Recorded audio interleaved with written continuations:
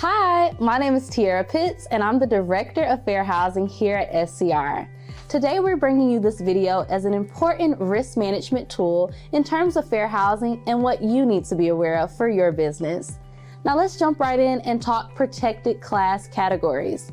Under no circumstances are you allowed to discriminate against someone based on the 6 protected class categories: race, religion, national origin, sex, disability, and familial status. Under no circumstances are you allowed to discriminate against any of these protected classes. And it's important to note that we are all members of protected classes. We all have a race, gender, national origin, so everyone is protected under these federal fair housing laws. Now let's talk about buyer love letters. Buyer love letters are a tactic used by buyers in a hot, competitive market. These are prospective buyers who send a letter to a seller encouraging them to select their offer over the other offers. Now, while this may seem like it may not be a risk, it does have fair housing implications that you and your clients need to be aware of. Any selection on who to sell your house to needs to be based off objective categories. These buyer love letters often describe a person's background, familial status, maybe even their religion, and sometimes a picture is sent along with these letters. What that does is disclose your protected class categories, and it can allow the seller to make a decision based on those categories, which is never allowed. Best practices is to educate your client on the potential fair housing implications of these type of letters. You can also inform your client that you will not draft the letter, read it, or deliver it. If it must be done, keep yourself out of it to avoid violating fair housing laws, and also inform your seller clients that any decision to sell their home needs to be based on objective things like the price, financing, contingencies, and closing time.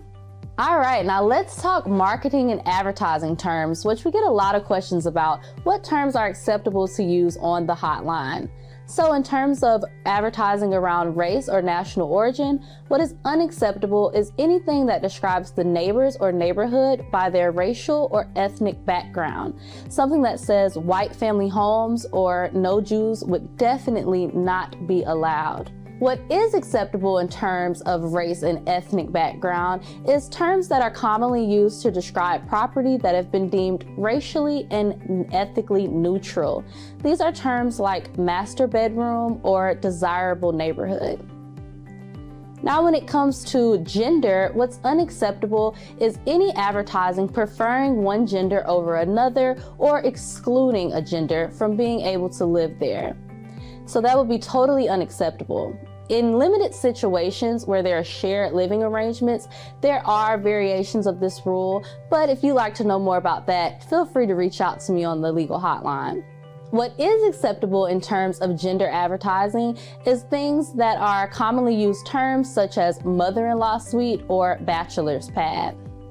In terms of disability advertising, you never want to deny access to disability accessories such as a wheelchair. An outright denial of that would definitely be in violation of fair housing laws. What is acceptable is advertising terms that describe the property's features or views, such as ocean view or steps from the ocean, would be allowed and would not be violating any disability-related advertising rules.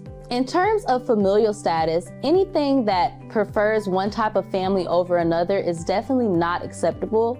Any ads that say no children or limit the number of children that someone is allowed to have is also unacceptable. What is acceptable is describing the neighborhood and features or rules of that neighborhood, such as no biking allowed or a room described as a cozy family room would be okay. So now let's talk about what happens if you're knowledgeable about the laws of fair housing because you tuned into this video, but your client is not. What happens when your client is attempting to violate fair housing laws? In a court case out of Georgia, a listing agent represented a seller. When it was time to show the home, the seller denied entry to African American prospective buyers. The seller then informed the agent that under no circumstances was the agent to show the house to any African Americans.